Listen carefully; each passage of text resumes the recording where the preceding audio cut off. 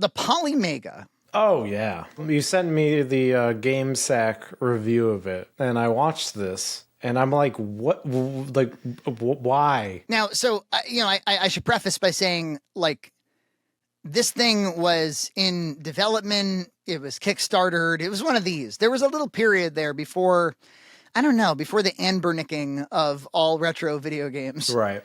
Where there was a lot of like clone console type stuff.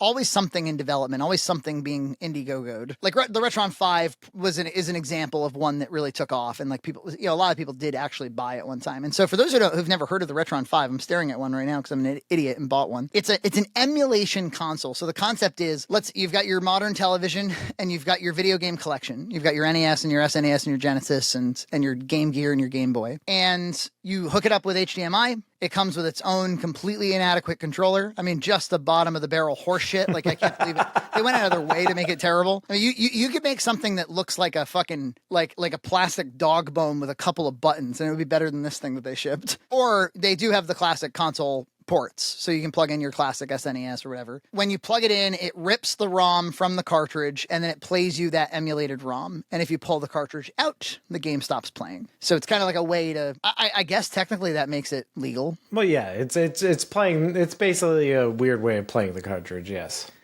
Yeah, it's emulating without breaking the law, I suppose. But probably there's some license question there. It's like, should you be?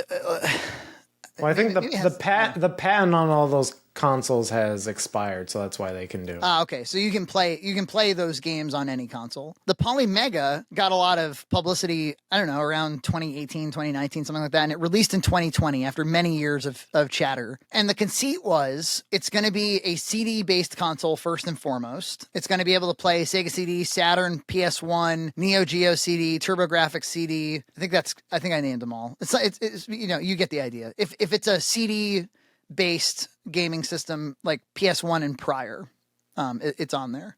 It doesn't include Dreamcast. And I suppose of that lineup, the one that intrigues me the most is Saturn, just because you can imagine if you were a Saturn collector, it might be nice to have something that could reliably play it on your TV. And it's similar. It's you put in these CDs, assuming that they're in any kind of shape to actually like be read. I'm sure there's all kinds of problems with reading them if they're scratched, old, whatever. And it rips a ROM, and this one stores it on your storage. And it comes with 30 gigs of storage, and you can put in an SD card. But yeah, like once you rip it, you have it, which seems even more sketchy than but again, I'm sure they cleared it with somebody after all the money they spent on this thing. It's purely an emulation machine. It's not like the analog machines that it's like hardware emulation. No FPGA. Just the software emulation. Yep. This is software emulation. And literally when GameSack, when I saw the video and he opened it up, it looks like a Dell PC inside this thing. It's like, it is literally just a PC that they repurposed into this machine, and then which has kind of a novel interface that you can switch out. So all the Metal Jesuses and the Mad Little Pixels and the et ceteras, they all got their beta units in 2020, and I don't know how it sold, but that was kind of the last I heard of it for a while. 2021, maybe a few other people got some beta units. I just stopped hearing about it. It was around that time I bought my arcade emulators and I started getting into the Android and Anbernic devices.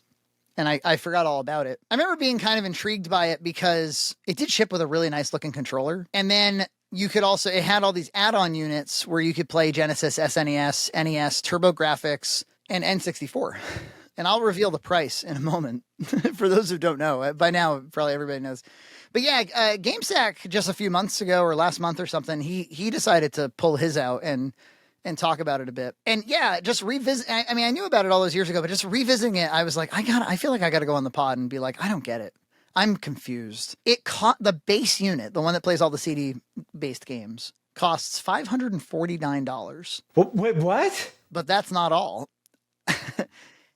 Each of the expansion modules, and I believe there are 5, SNES, Sega, NES, N64, and TurboGrafx. They're each $74 per. So if you bought them all and you wanted the full experience, you're spending $1,000 on this thing. Okay, no.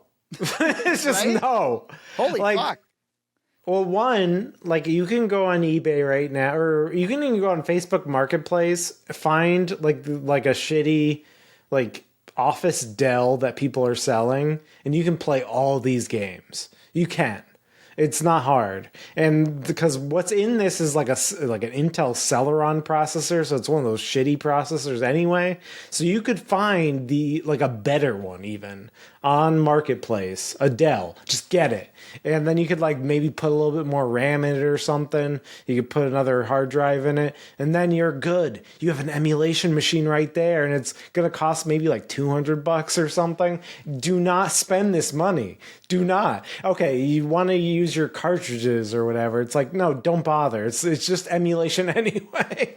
Yeah, as he was going through it, and I actually went back and I did watch Mad Little Pixel's review. I watched Metal Jesus' review. And the first thing that I'm like, oh, fuck this. There's way too much config. There's like, you might as well be in RetroArch. Yeah, and the RetroArch has more options. Yeah. You're right back to like the defaults for scaling are wrong. The refresh rate, there's too many options for refresh rate. Like it's not doing anything for you.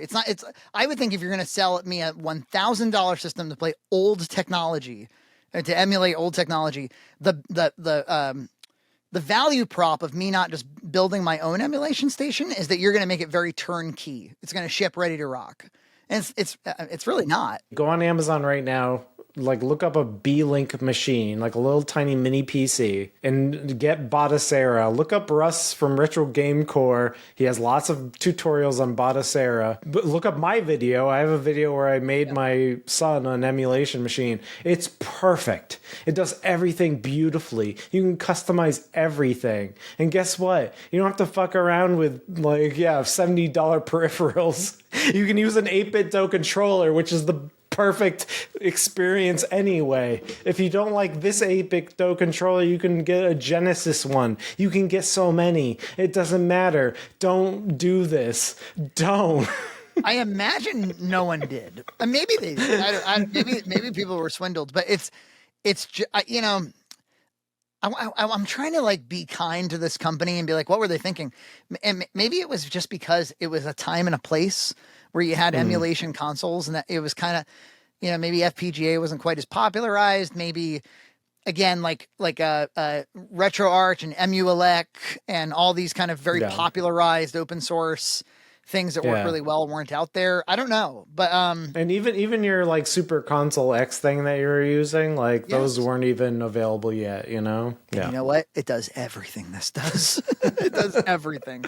So I'm going to just go through a few things that stuck out to me as like, what? One was that by default, did you see that GameSat kept pointing out that this HD temporal blur was enabled, and he had to keep disabling it, and it kept re-enabling itself? Yeah, every time he power cycled it, it would just like turn on again. So I think the idea there is that for 3D games, it wants to try to draw in-betweeny frames, right, during the motion to make for a smoother motion on like an HD progressive scan television, but like, don't do that. And if you turn it off, it looks fine. Well, I guess it's like to minimize interlacing or something, but I guess it doesn't matter if you turn it off. Yeah, like touting like, hey, it plays Neo Geo CD without problem, and it plays the SNES without problem. Like, I got a Super Console X for $100, and you could use 8BitDo. And then he's plugging in all these NES ROM hack cartridges. None of them work. And then behind me, I have my RGB Pi, and you can play all those things flawlessly on a CRT. So you don't need this. You don't need this. You don't need this. The modules ship with their own controllers.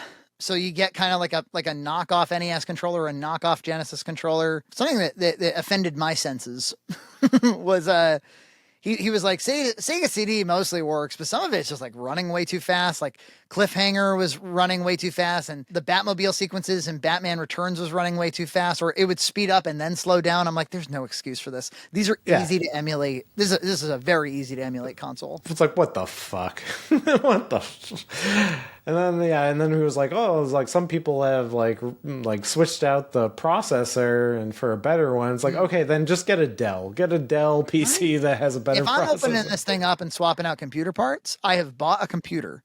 The point, I would think, if you gave this to me for free, the reason I might be excited is because, again, it's like you've packaged everything for me. You've made a nice experience for me. It'd be like hiring EJ to build a B-Link for me. Another reason I might, in a daze, I might like think about buying something like this is because Saturn and N64 emulation are so challenging. Like you almost always run into problems, right? So if you're going to be like, yeah, buy this and play all the CD games on this, and Saturn's one of them, I would think like it's got to be, Saturn's got to be rock solid and perfect, right? Because I'm going to play this instead of a Saturn. What did he say about Saturn? Let's see. Yeah, he said they had laggy controls, like pretty laggy controls. Across the board, it sounded like every game had either lag in sound or lag in input. And more than usual. So he said on the SNES it had severe controller lag. Yeah. What? Severe controller lag on SNES? And then like N64, sure enough, like set your fucking watch to it. Like there's audio dropouts, there's stuttering, there's emulation problems. And yeah, Mad Little Pixel swapped out the CPU for an i7 and it cleared it up. For $1,000, I wasn't worth an i7. This leads me just to ask the question, because it's obviously a very impractical, overly expensive, useless, idiotic way to play video games. And it reminds me of just how many ways I have to play video games, right? I've got this Retron 5. I've got an Xbox. I've got arcades. I got the Ambernicks. I got all the EverDrives. I got lots of ways to play, video games. And, so the question is, what do I find myself gravitating towards? If you're going to build a million ways to play a game, do you ever actually play those games? And when you do, what do you because I think it's hard to predict what you'll actually do in practicality once you've set. Sometimes the fun is to set it up, and then it's like, but will I ever actually play the games? And I have found that when it's time for me to sit down, relax, and play a game for a few minutes, it's at the retro station on the CRT with the EverDrives. Yeah. That's what I always gravitate towards. Yeah. I've been playing mostly either on this TV behind me or the Panasonic one that's similar to yours downstairs. Mm-hmm. I couldn't tell you why. Maybe there's something about it. Like, it just feels like I'm actually playing Sega Genesis. Like, wow. Yeah. It's because it looks like how you wanted it to look. I don't know.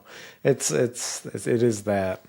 Our friend Mark, from Geek Guild, he sent us all this cool stuff, like his ROM hacks, the Simpsons Mario Kart thing, and the Dreamcast mod he sent us. He's got this really cool VHS game room. He's got like a Dreamcast kiosk, which is really rad. He recently put up a TikTok that was like, it was in 1 minute or less or something, trying to defend why does he like original hardware. And he's like, it's kind of an intangible thing. He's like, but I think it probably has a lot to do with like a lot of the stuff felt unattainable as a child, and to actually like have the thing that you wanted as a child and then to get to play the thing, it's just different, just hits different.